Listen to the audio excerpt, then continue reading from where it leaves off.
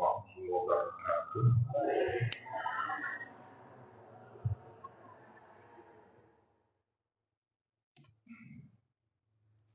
Alhamdulillah, alhamdulillah rabbil alamin.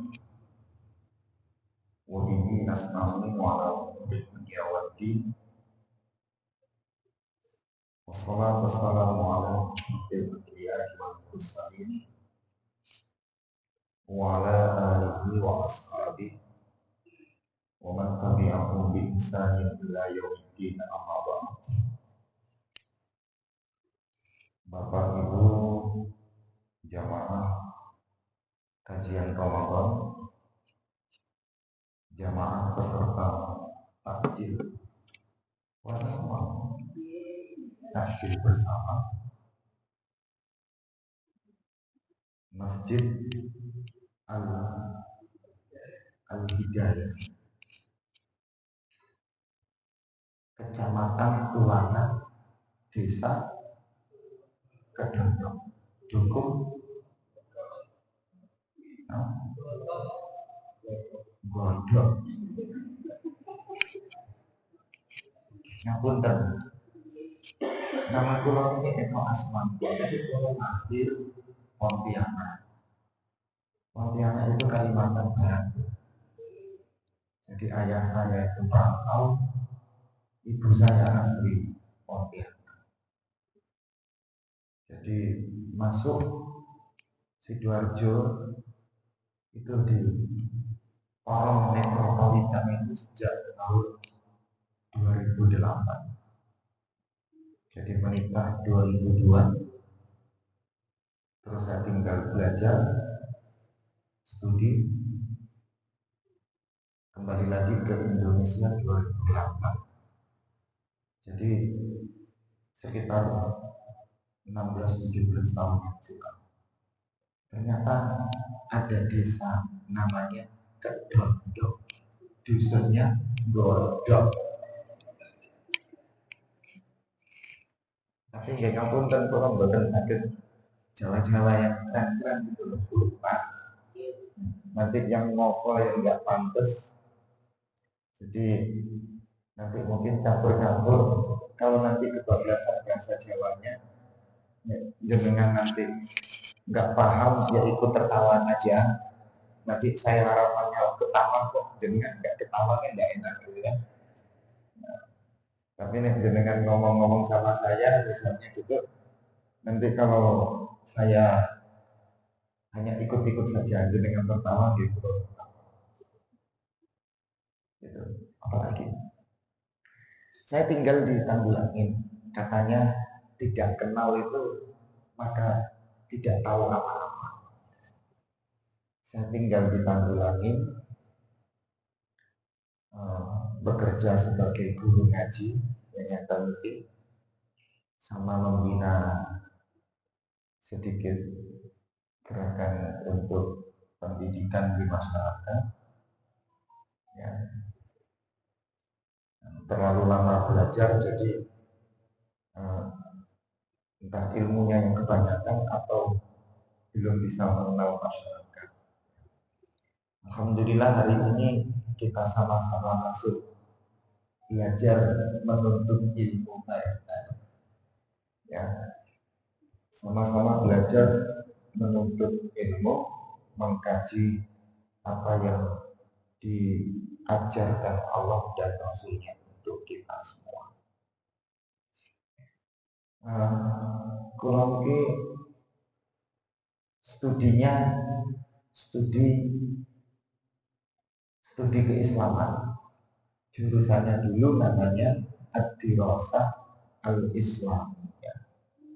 Bahasa Inggrisnya kalau kata Ustaz Saifuddin itu Islamic Studies, tulisannya Islamic Studies, studi tentang keislaman. Dulu cukup lama di International Islamic University Islamabad, Pakistan. Tidak selesai-selesai karena nakal, jadi tidak selesai-selesai. Tapi alhamdulillah diselesaikan. Lalu kemudian saya melanjutkan untuk program S3-nya, itu saya ambil kajian teorinya di Leiden University Belanda. Jadi Bapak Ibu pernah dijajah sama sama Belanda. Nah, saya coba mencari ilmu tentang ada apa di balik kisah keunikan sejarah berkembangnya Islam di Indonesia. Kok Islam di Indonesia itu ya gak kayak di Turki, di Maroko, di Sudan, gak kayak di Mekah, di Medina. Kok Islam di Indonesia ini berkembangnya beda melalui gerakan dakwah para pedagang dari Gujarat, ya, makanya muncul ukir-ukiran ini aslinya Gujarat. Lalu kemudian Islam di Indonesia juga berkembang dari India dan Arab, makanya mayoritasnya masyarakatnya bermadhab Syafi'i. Kemudian Indonesia yang berkembang di sini juga tidak lepas dari gerakan dakwah Mr. Cheng Ho, Sayyid Maulana Al-Imam Al-Hafidh Cheng Ho. Cheng Ho itu bahasa Arab, bahasa Cina, bahasa Konghucu. Kitabnya namanya Lao Tzu, Tuhannya namanya Lao Tzu, kitabnya namanya Tao Te Ching. Kalau nyebutin surat kitabnya kayak gimana ya? Ini benar, Tao Te Ching. Tao itu artinya Tuhan, Te itu artinya kebenaran, Ching itu yang diajarkan atau ilmu pelajaran. Jadi ilmu itu mengajarkan tentang ajaran yang berhubungan dengan apa yang ada pada ajarannya Tuhan. Nah, itu dulu saya belajar di sana. Nah, yang sekarang hadir di depan ibu-ibu dan bapak-bapak sekalian, mudah-mudahan cocok. Saya takut tidak cocok, tidak enak begitu ya. Nanti khawatir masalahnya hidup ini enak atau tidak enak. Kalau saya lihat masjidnya ini enak, mic-nya enak. Kesan pertama itu bingung, datang kok nggak bisa nyambut. Ini NU teman kok boten gitu. Nah, kalau NU teman yang disambut begitu ya. Karena saya waktu di Islamabad itu saya menjabat sebagai Dewan Mustasyar PCI NU Islamabad, Mustasyar. Ya. Nah, Mustasyar itu pangkatnya sudah tinggi sekali. Waktu itu kami membentuk karena ada kehadirannya Mbah Hashim. Jadi Mbah Hashim Muzani datang, saya pun bilang, karena mahasiswa nggak punya duit, tidak ada gerakan kalau tidak ada duitnya, tidak ada gerakan kalau tidak ada uangnya. Biasanya ada uang, tidak ada gerakannya. Biasanya banyak gerakannya, uangnya tidak ada. Al-Hidayah ini apa? Banyak uangnya, banyak gerakannya. Ya Alhamdulillah. Jangan kok malu-malu, biasa saja, kita kan sudah kenalan ya. Jadi Mbak Asyum ketika datang membentuk satu tambah, ini banyak mahasiswa-mahasiswi kita di sini. Di Islamabad ini sekitar 120 orang, tapi belum ada organisasinya. Suruh datang, maka berdiri lagi itu. Nah tadi saya datang itu mikir-mikir, ini saya lihat kobarnya dengan penarangan NU, tapi kok enggak benar-benar mencerminkan ke-NU-an kira-kira begitu ya. Nah, nanti malam itu saya sama Gus Daud ada acara di pondoknya beliau, tapi karena undangannya Ustaz Syafruddin, jadi saya harus datang ke sini dulu. Saya ngutus adik-adik yang ada di sana untuk menjadi panitia di gedung kantin. Ya. Bapak Ibu hadirin hadirat sekalian yang dirahmati dan dimuliakan Allah Subhanahu wa taala. Saya ingin coba mengangkat surah Al-Furqan. Al-Furqan itu diartikan pembeda. Ya, dari kata-kata faraqah. Faraqah itu berkembang menjadi firqah. Firqah itu artinya kelompok. Al-firqah an-najiyah, kelompok yang diselamatkan oleh Allah. Kelompok yang di dalam kelompok itu akan menemukan keselamatan yang akan didatangkan oleh Allah. Disebut al-firqah an-najiyah. Nah, al-furqan ini wazannya fu'la, menunjukkan isi. Ibu-ibu, bapak-bapak, butuh isi apa butuh kulitnya? Isi lah. Al-Furqan ala wazni al-Furqan itu mengutamakan isi, bukan sekedar penampilan. Ya, makanya ketika saya masuk Al-Hidayah itu, loh, penampilannya top, nggak ada yang menggiring, cuma dikasih Google Map. Ini belok-beloknya nggak salah. Harusnya jalan yang gede-gede malah tambah kecil, tambah kecil, tambah kecil, tambah kecil. Ada tulisan apa tadi? Godok, lombok godok. Ini tadi kedondok, ternyata godok itu dusunnya masuk. Nah, karena yang dicari isi, itulah sebenarnya ala wazni al-fu'la.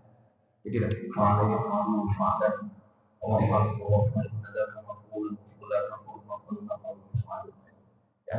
Nah, sifat yang tersifatkan dengan wazn al-fu'la, yang al-furqan itu menggambarkan apa yang diinginkan oleh Allah dengan adanya pembeda itu kepada isi itu tadi.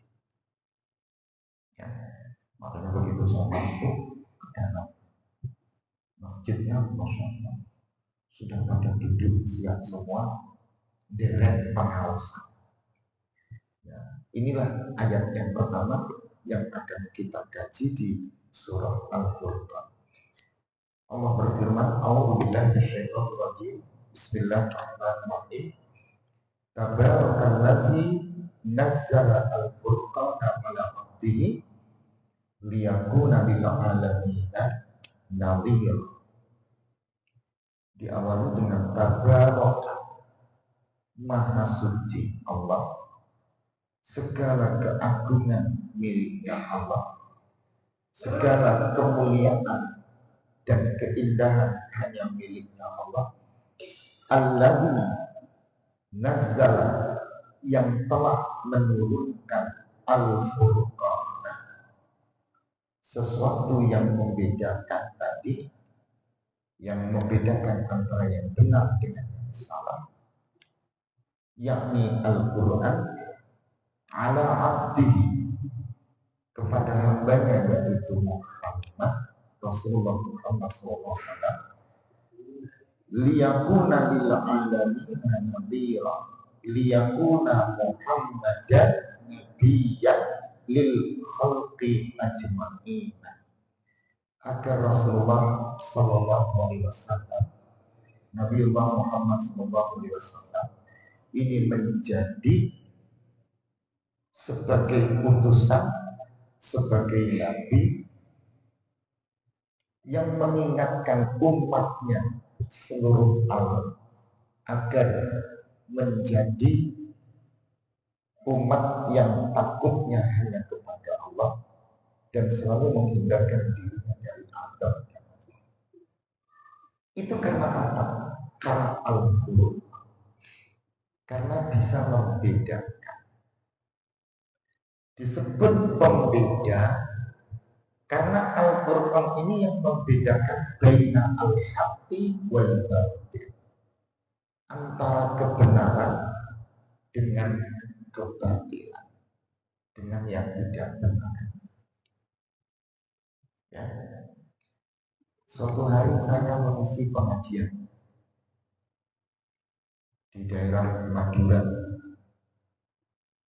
Ya, waktu itu acaranya adalah acara Maulid Nabi. Yang hadir itu sekitar 3.000 orang. Komunitasnya para Arab-Arabnya, orang Arab, tapi Madura. Apa orang Arab tapi kok Madura? Madura tapi keturunan. Jadi ada yang Habib. Begitu saya datang di tempat itu langsung ditanya karena saya berpakaian biasa. Acaranya habis isya, saya datang setelah asar. Yang dicari kiainya mana? Pak Ustadznya yang mana? Karena saya datang di antar teman saya pakai kaos, enak perjalanannya cukup jauh 4 jam. Turunlah dan istirahat. Saya kiainya, ustadznya selalu. Lalu ditanya, loh ini yang Pak Kiai Eko. Saya jawab, kalau ada kiainya jangan pakai Eko, Wahid gitu. Lebih pantas. Karena Eko itu dalam bahasa Arab. Artinya kebalikan. Artinya satu. Sementara bahasa Arabnya satu itu wahid. Jadi panitianya tertama. Disitulah kita bisa membedakan, mengenal orang itu nyaman atau tidak, enak apa enggak. Itu kuncinya ada di situ. Maka Al-Furqan ini sebenarnya adalah kitabullah. Al-Furqan itu sebenarnya adalah Al-Quran. Tabaraka alladzi, ya, maha suci dengan segala keberkahan, yang telah nazzala al-Qur'an, yang telah menurunkan Al-Qur'an. Disebut tabaraka itu dari akar kata barokah. Barokah itu artinya zada. Zada itu artinya menambah. Kata bendanya yang tersifat kepada sifat bendanya itu disebut barokah. Mungkin Bapak Ibu selalu dalam lindungan Allah dan barokahnya Allah. Nah, di kata benda kan ala kita Indonesiawiyun dan Jawawiyun, orang-orang Indonesia dan Jawa ini diartikan berkah. Maka zada yazidu barokah yadukum itu artinya menambah. Barokatun itu artinya tambah. Maka disebut berkat karena berkat itu pasti tambahan maka. Itu benar atau tidak? Benar secara bahasa. Salah apa tidak? Enggak. Karena secara fisiknya benar. Di meja makan rumah kita ini enggak ada makan. Tiba-tiba pulang pengajian membawa berkat, maka berkat itu jadi tambah. Maka di dalam kamus-kamus bahasa arti barokah itu disebut barokah kalau ada zada, ada penambahan, ada yang ditambah, tapi tambahannya harus baik, maka disebutlah zada khairah atau ziyadatul khair, tambahan kebaikan. Makanya kalau ada yang mendoakan, mudah-mudahan kita semua dalam keadaan penuh keberkahan. Keberkahan itu makna tambahan dalam bentuk kebaikan. Berarti ada kebaikan yang semakin bertambah. Saya lihat ibu-ibu kusuk ngajinya, kaki yang bersila itu sampai selapjol. Karena konsentrasi tingkat ini. Bapak-bapak itu belum ada yang sholat Jumat. Berarti ini menunjukkan tambahan. Mudah-mudahan ngaji ini menambah ilmu yang membawa tambahan kebaikan. Karena nggak semuanya itu bisa kita ambil baik. Contoh puasa. Rasulullah menyatakan begini, kam insya laisa lahu min siyami illa al-ju' wal 'atash.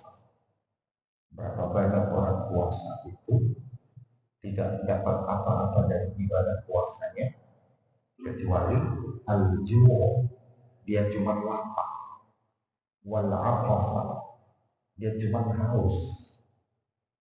Bapak Ibu, cuma sekedar puasa atau kita menebar kebaikan untuk kebaikan beribadah dalam ibadah puasa, itu kan bisa menambah baik, ya, bisa menambah kebaikan. Kita tidak punya ilmu, tapi kita punya kitab. Ini kitab tafsir, Sofwatul Tafsir, karangan Muhammad Al-Imam Al-Alam Ali As-Sabuni. Tafsir ini yang kita baca cuma punya 3 jilid. Jilid 1, jilid 2, jilid 3, yang simpel-simpel. Karena ngajinya biar berkah, biar dapat ilmu, ya jangan banyak-banyak, karena ini bukan demonstrasi ayat, bukan simaan, bukan khotamah. Maka ayat pertama saja belum selesai, masih tabarokah. Sudah jam 5:10. Bapak Ibu, hari ini kita tabarokah, barokah ibadiku. Barokah itu artinya zada al-khairah. Barokatun berarti ziyadatul khair. Namanya berkah, namanya berkat, pasti di dalamnya itu ada kebaikan. Apa kebaikannya? Kita lihat. Disebut al-khair itu kebaikan. Karena Bapak Ibu kalau buka kamus Arab ke Arab itu diartikan zada al-khair, ziyadatul khair. Baik itu dalam bahasa Arabnya banyak. Tayyib itu baik.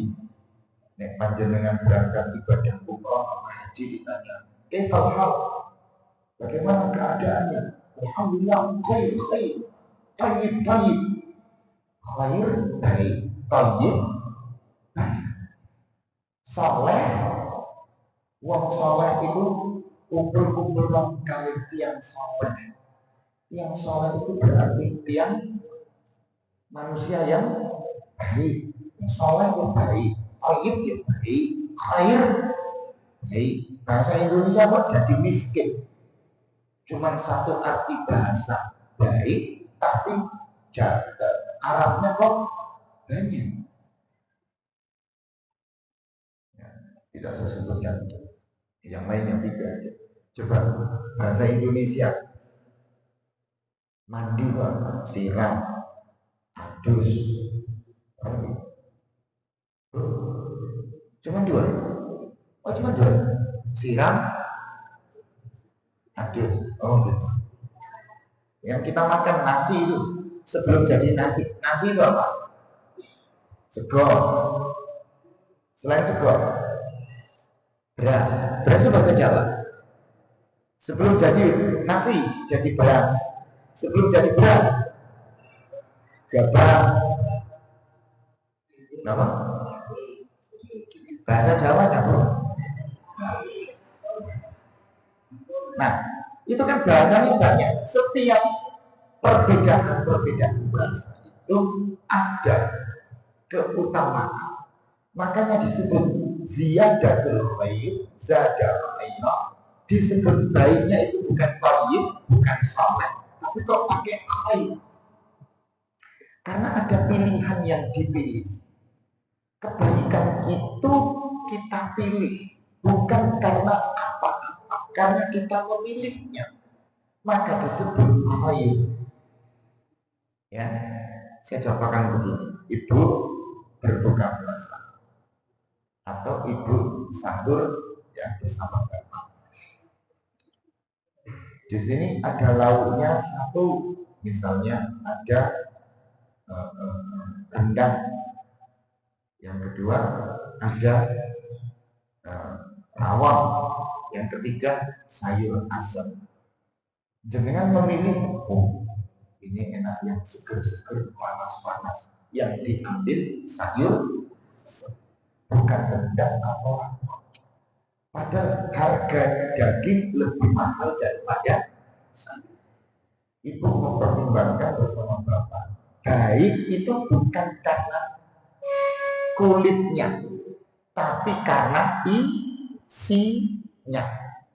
Disitulah Al-Furqan, surah Al-Furqan mengawalinya dengan kalimat tabarok. Sakit diterima. Disitulah diawali dengan tabarok. Makanya jangan bosan-bosan untuk mencari sisi kebaikan yang di dalamnya itu bukan sekedar baik kulitnya, tapi isinya. Ya, jangan sungkan-sungkan. Jadi kan tumbas durian itu kan jangan melihat kulitnya, kulitnya seger ini, gitu ya. Begitu dibuka ternyata bukan. Jangan tidak berharap seperti itu. Kita mau berangkat ibadah umroh dan haji, promosinya mantap sekali. Janjinya modelnya ini, ini dan macam-macam. Begitu berangkat sampai di sana terlambat. Kan tidak begitu. Bapak Ibu di sana, walaupun walim, walim dan Nasyidudin itu ya, walim luar biasa, kelihatannya, pokoknya sempurna. Begitu sudah jadi anak itu, wala dulu katanya wajib sholat Tuhan, kalau sekarang kan sholat Tuhan. Nah, itu ini contoh ya, ini contoh. Nah, itu contoh saja. Nah itu, jadi tabarokah sebagai pengawal dari surah Al-Furqan karena ada tambahan kebaikan dengan menggunakan kalimat khairah. Khairah itu dari kata-kata khairah. Khairah itu dari karena ada yang beralif dan berharokat fathah di tengahnya, maka susah orang membacanya. Khairah. Ya. Ditambahlah menjadi akholah. Khoyah berkembang akholah, berkembang istakholah, dimasdarkan menjadi istikholah. Panjenengan kalau menemukan kesulitan, menemukan masalah, maka jenengan akan sholat istikholah. Istikholah itu memilih mana yang baik. Maka tambahan ziyadatul khair, kebaikan pada kalimat al-khair, baiknya itu pilihan. Entah itu karena kita yang memilihnya atau karena Allah yang memilihkannya. Suatu hari kalau didatangi di adik pulau, adik kelas pulau, jauh, cucu-cucu pulau. Saya kemudian lulus tahun berapa di pondok? 2006. Loh, saya itu 97. 9 tahun saya berselisih. Lama. Cuma insya Allah saya lebih muda. Lebih muda sedikit maksudnya dia tanya. Nah, itu kenapa ada tambahan yang diusulkan dalam kebaikan? Karena saya melihat, mengamati. Beliau ini datang, Ustaz ngomong, pengen menghadap dia ngobrol. Ternyata kedodong tidak jauh Tanggulan yang pertama.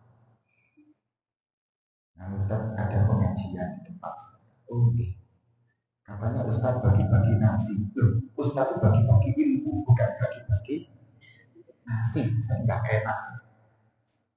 Maksudnya gimana? Ya Ustaz kalau bisa nasinya sekalian ilmu kok pinter. Saya tidak bisa mengiyakan, juga tidak bisa tidak mengiyakan. Jadi Ustaznya bagi-bagi nasi, maksudnya bagi nasi tok, yang sekalian ilmunya. Nah, akhirnya saya nggak bisa, mau nggak mau ya terjebak dengan kehadiran adik-adik di sekolah kami dulu, karena dulu kami mondok di Gontor itu yang di atas untuk semua golongan. Ya, Mbah Hashim itu ya lulus pejabat di PBNU, cukup dekat dengan saya. Putra-putranya itu teman saya semua yang di Malang, termasuk yang almarhum dekat dengan saya 90 tahun. Pak Din Samsudin yang PP Muhammadiyah itu juga keluar. Makanya falsafahnya yaitu tadi, yang penting ini untuk gerakan umat. Umat ini bersatu, umat ini akan melekat kalau yang kita kedepankan itu nasionalisme berbasis agama. Itu yang ada berkah, ya, yang ada keberkahan di situ. Makanya Alladzi nazzala al-Qur'an, dia Allah yang menurunkan pembeda. Al-Qur'an ini menjadi pembeda yang membedakan al-fariqu bainal haqq wal batil, yang membedakan antara yang benar dengan yang salah. Itulah Al-Qur'an. Ada yang kaya, ada yang miskin. Saya lihat di sini masyarakatnya enten petani, enten wira swasta. Yang petani yang miskin ya banyak, petani yang kaya enten apa benar? Enten. Ada wira swasta yang pancet tetap miskin, ada ya. Ada juga wira swasta yang kaya. Apa bedanya orang kaya dengan orang miskin? Orang kaya itu disebut kaya karena ada yang miskin. Orang miskin itu disebut miskin karena ada yang kaya. Saya waktu di Islamabad itu baru landing, Pak, di Pakistan itu dijemput teman-teman. Teman-teman yang menjemput ini langsung meletakkan kami ini di perumahan. Jadi ada dulu itu kaplingan dari F5, F6, F7, F8, F9, F10, F11. Jadi dari F5, F6, F7 ini kayak kecamatan. Cuma F5 itu Porong, F6 itu Tanggulangin, F7 itu Canggih, F8 itu Tulangan misalnya. Itu namanya rumah. Semuanya ada sampahnya, semuanya ada kolam renangnya. Lalu saya bilang, tidak ada orang miskin di sini ternyata. Yang ada orang kaya. Nah, kalau semuanya kaya, siapa yang miskin? Bapak Ibu pernah menolak daging kurban? Enggak. Saya ini kalau di sana dikasih daging korban satu orang itu 10 kilo. Ya nolak. Enggak. Saya sudah dapat 10 kilo. Ini istri saya. Loh, satu orang 10 kilo. Jadi satu orang suami dibawakan 10 kilo, istri dibawakan 10 kilo. Daging kambing. Waduh. Gitu. Nah, jadi enggak ada panitia kurban. Semua rumah itu menyembelih hewan kurban sendiri-sendiri. Ada berapa keluarga? 25. Ada bapak 1, ada istri 3, lantai 1 istri pertama, kedua istri kedua, lantai ketiga istri ketiga. Anaknya berapa orang? 25 orang, berarti dia membeli 25 ekor kambing. Sepertiga dimakan, sepertiga disimpan, sepertiga dibagi. Karena dia melihat Abdul Wahid ini, Wahid, panggil. siap kurban, langsung dapat di antara sepertiga yang dibagi. Lewat bawah kiri kanan manggil wahid, wahid. Kalau di Indonesia 10 kilo, 10 kilo, 10 kilo, gak cukup bekas. Jadi anak-anak mahasiswa itu di asrama itu kebingungan menyimpan daging kambing, akhirnya dijemur di dendeng. Kami mikir, jikalau andai kata umpama misalnya kayak begini di Indonesia, betul-betul Indonesia tidak ada orang miskin. Saya katakan ini orang kaya semua. Begitu kami balik ke Indonesia, dapat kresek daging kambingnya cuma seperempat. Daging ini isinya seperempat. Dicampur dengan kulit, dengan macam-macam, semua tulangnya agak. Coba. Padahal di kampung itu ada orang kaya. Lantas kami berpikir, sekaya-kayanya orang di kampung kita. Dengar baik-baik. Sekaya-kayanya orang di kampung kita, kalau berbagi daging di kampungnya masih kresek kecil-kecil, itu lagi daripada semua nasi miskin. Bapak Ibu bertetangga dengan Randegan. Lihat di kampung Randegan itu RT 1 sampai RT 9 yang bagi daging per orang dapat berapa? Nggak ada yang tahu. Nah, lebih baik nggak tahu. Karena saya masuk di situ, sapinya masih sedikit, masih 3 ekor, 4 ekor. Saya bilang orang kaya itu miskin semua. Coba, saya masih al-fakir, masih muda, ilmunya tidak banyak-banyak. Ya mau kitik, mau kritik pakai uang. Ini yang kaya-kaya miskin semua, karena kita ilmunya begini. Masa nggak bilang kaya? Gitu. Ceritanya begitu. Nah, Bapak Ibu lihat sekarang yang sudah kurban bisa sapinya 32 ekor.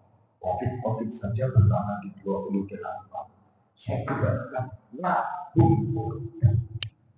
Saya tertegun karena ada satu dari pengawas pulang bawa keriting isinya es. Yang ngomong, Pak Eko, apa mas? Kalau kita di kurban menggunakan sakit, waktu itu turunannya masih 1,6, 1,7. Saya tanya jenengan 1 bulan hasilnya berapa dan jualan es keliling berkenaan kali juta. Nabung setiap ngaji nabung kurban. Akhirnya dia nabung 10.000 setiap ngaji rutin. Karena ada ngaji rutin setiap pekan begitu ya. Ayatnya urut 1, 2, 3, 4. Nabung lagi 10.000, 20.000, 30.000. Akhirnya bisa ikut urunan berkurban. Sang pedagang yang tadi berharta tadi, dia petani kaya, dia wira swasta kaya, tapi ente kalah dengan yang bawah dagang es. Gajinya 2 juta per bulan, tidak nyampe. Tapi dia kurban dengan 1.600.000 rupiah. 80%, 75% penghasilannya dia belanjakan di jalan Allah membeli hewan kurban. Saya tanya, jenengan berapa penghasilan yang 1 bulan? Karena banyak pabrik-pabrik dibandingkan juga. Dia mengatakan, nah itu. Ini berapa penghasilan? 50 juta, 500 juta, 5 miliar belanjakan. 80% dari penghasilan yang jenengan terima untuk dikurbankan, dibelikan dengan kurban di jalan Allah. Jenengan lebih mulia daripada itu.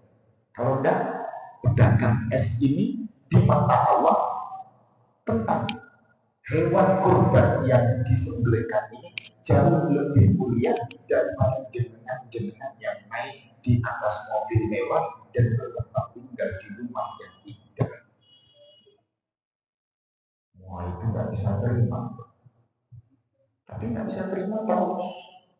Walhasil ya kita satu warga tidak terimanya berapa tidak sekedar itu, karena tidak bisa mendistribusikan ke beberapa titik wilayah yang lain. Begitu. Ya mudah-mudahan kedondong kejadian di tempat-tempat itu ya. Jangan itu semuanya menerima tok. Maka itulah disebut al-Qur'an. Disebut pembeda karena ada yang membedakan mana yang baik dengan mana yang sama. Nah, pembeda itu hanya bisa didapat dari Al-Qur'an. Maka alladzi nazzala al-Qur'ana 'ala 'abdi. Ya. Di situ informasi yang diberikan kepada kita, Al-Quran ini yang menjadi sesuatu yang dapat disebut yang membedakan mana yang benar, mana yang salah. Ada suami, ada istri. Zamannya sekarang itu suami takut, betul. Kan begitu bapak ya. Sampai ada filmnya. Filmnya itu anak-anak muda itu suami takut istri. Nah ini kan bertentangan dengan Al-Quran. Wong Al-Quran itu menyebutkan ar-rijal qawwamuna 'alan nisa. Qawwam tidak sekedar qaim, bukan sekedar dijadikan pegat, cagak lalu dia jatuh. Qawwam ini ibarat cagak, ya cagaknya di atas 2 meter, pondasi ke bawah itu bisa 10 meter. Jadi qawwam itu pada ar-rijal. Nah kok dalam kejadian kehidupan kita masyarakat ini tidak seperti itu, nah ini jadi diskusi. Makanya Al-Quran itulah yang membedakan yang benar mana, yang salah mana. Makanya saya ngaji itu tidak lain-lain, hanya Al-Quran saja yang saya kaji, karena saya ilmunya punyanya di sini Bapak.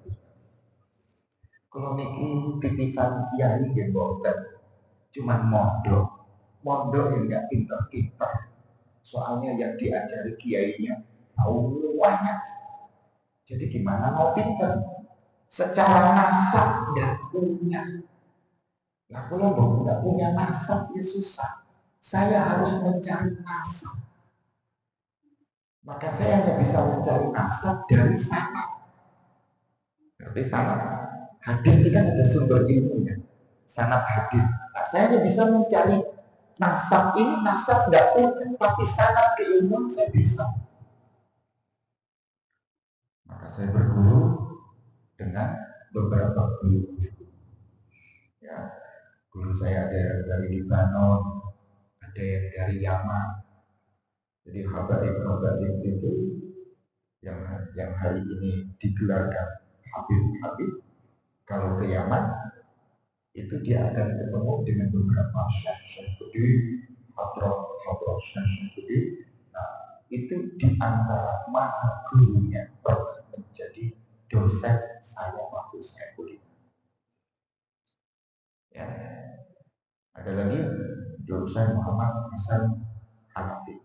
Ada Syekh Muhammad Hasan Syafi'i di Mesir. Nah, teman-teman yang hari ini lulus dari Al-Azhar Mesir pasti kenal dengan Syekh Muhammad Hasan Syafi'i. Nah, saya punya pembimbing itu juga sama, itu jagonya ilmu kalam, ilmu tauhid. Ya. Itu. Kemudian ada lagi Syekh Muhammad Abdul Ilahi. Semua namanya ilahi. Itu dedengkotnya paham Islam kencang di Indonesia. Salafi. Jadi pengawal presiden itu kalah dengan pengawalnya beliau. Jadi kalau jangan lihat ya, gerakan kencang-kencang itu ya, yang malaikat bergantungan di sini, kemudian celananya agak diangkat begitu ya. Nah, itu paham Salafi. Saya berguru dengan gurunya beliau yang ada. Jadi ustaz-ustaznya di Indonesia itu belajar dengan saya itu langsung anaki kepada saya. Gitu. Saya Muhammad karena kami Al-Jami'ah Al-Islamiyah International Islamic, kampusnya internasional, dosennya dari banyak macam-macam, yang mengajarkan pun macam-macam, yang Syiah ya ada, yang Syiah ada, yang Sunni ada, yang Salafi ada, macam-macam. Jadi digodok macam-macam yang mengajarkan itu, kita bingung ini siapa, gitu. Nah, disitulah kita bisa membedakan. Maka ketika saya ngaji, saya ngaji dengan bawa tiga. Satu, bawa Al-Quran, karena yang diajarkan ngaji Al-Quran. Yang kedua, bawa alat tulis, karena ketika ngaji yang penting itu ditulis. Ditulis ini biar apa? Biar tidak ngantuk. Jadi kalau ngaji itu musuhnya ngantuk. Biar nggak ngantuk, maka bawa alat yang bisa dipakai untuk menulis. Yang ketiga, itu bawa batu bata. Nek yang saya ajarkan tidak cocok, tidak sesuai dengan apa yang ada di dalam Al-Quran, lemparkan batu bata itu ke sana. Siapa yang mau protes? Maka saya diajarkan ngaji di Salafi, di Muhammadiyah, di NU, di Persis. Tidak ada yang mau protes karena yang saya ajarkan Al-Quran. Itu yang saya berikan ilmu. Nah, disitulah akhirnya ujung ayat itu berbunyi ini peringatan. Jadi kita ini mulia karena ada pembeda. Jangan pilih jadi orang miskin atau jadi orang kaya, pasti jawabnya jadi orang kaya. Jangan pilih penghasilan 5 juta per bulan apa 500 juta per bulan. Yang milih 500 juta per bulan tidak perlu dijawab, saya tahu jawabannya. Ya kan membatalkan oke? Tapi kalau saya tanya, Bu, Pak, jangan pilih mana gajinya cuma 5 juta, sehat walafiat, ya, dengan gaji bayarannya 500 juta per bulan, tapi jadinya sakit-sakitan, cuci darah, asam uratnya tinggi, kolesterolnya tinggi, tapi bayarannya 500 juta, gitu loh. Pilih mana bukan? 5 juta enggak punya apa, 500 juta sakitnya apa? Yang jenengan jawab apa? Ya nek bisa Pak Ustaz yang sakit dibayarnya kan 500 juta tapi sehat walafiat. Ini Bani Israel begitu. Bani Israel itu begitu. Makanya 80% cerita dan kisah yang ada di dalam Al-Quran itu menceritakan Bani Israel. Soalnya orang manusia ini ngomong ya. Jadi anak kita itu kecil-kecil sudah ngeyel, ibu belikan taji, omanya terasa titik-titik lebih sudah mulai ngeyel. Itu banyak sesuatunya. Nah, Bapak Ibu yang dirahmati dan dimuliakan Allah Subhanahu wa Ta'ala, ini uji coba dulu satu ayat saja dari surah Al-Qur'an, surah yang pertama. Mudah-mudahan ini membawa berkah untuk kita semua. Ya, dengan ngaji kali dulu kan tahu judulnya, kalau ditanya apa ngajinya, Al-Qur'an ayat ke-1. Jadi yang nggak ikut ngaji-ngaji itu kalau ditanya, nah kenapa kali Ustaz Al-Qur'an ayat ke-1? Kali Ustaz Sinten Abdul Wahid Eko. Nah, jangan sampai nanti ketika ditanya, Naos apa ngajian Pak? Lalu, wah bisa dibahas. Tapi kalau ditanya, makannya apa? Jadi ditanya makannya apa? Ya, ditanya isi ngajinya, kita tidak ya. Ya, saya nggak bisa lama-lama, mungkin nanti saya nggak ikut berbuka di sini. Saya harus pulang berdesa, ya. Ini ada titipan untuk kebaikan doa saudara kita Bapak jenengan asma itu sanes keluarga jenengan ya dari Pak Yasin tadi biasanya itu Pak Yasin itu Pak Fatihah. Nah Yasin kan bukan kali Fatihah itu bukan Abdul. Dia nggak mau baca. Jenengan ajaran atau alasan ya ini untuk almarhumah Ibu Rohimah itu dikatakan doa. Mari kita sama-sama berdoa mengingat dunia soleh.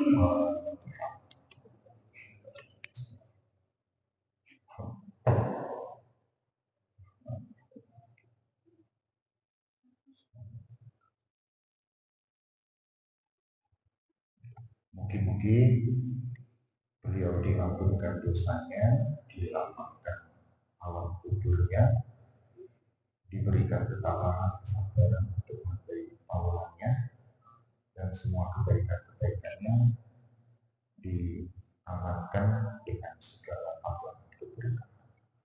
Alhamdulillah walaupun soleh.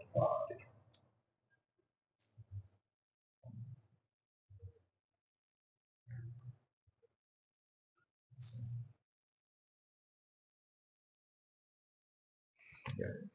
Bapak Ibu yang dirahmati dan dimuliakan Allah SWT, mohon maaf atas segala kekurangan, mohon maaf bila ada khilaf dan tutur dan kata yang mungkin kurang berkenan. Mohon maaf sekali saya nggak bisa ikut beribadah bersama Bapak Ibu sekalian karena saya harus bergeser ada rekan yang memiliki acara. Jadi walaupun harus menyesuaikan situasi dan kondisinya, karena adik-adik kami ikut beberapa orang tadi ada 4 orang yang ikut syuting, ada panitianya juga yang ikut membagikan produk takjilnya.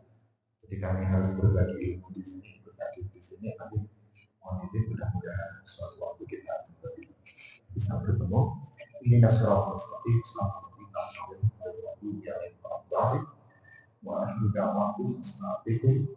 Assalamualaikum warahmatullahi wabarakatuh.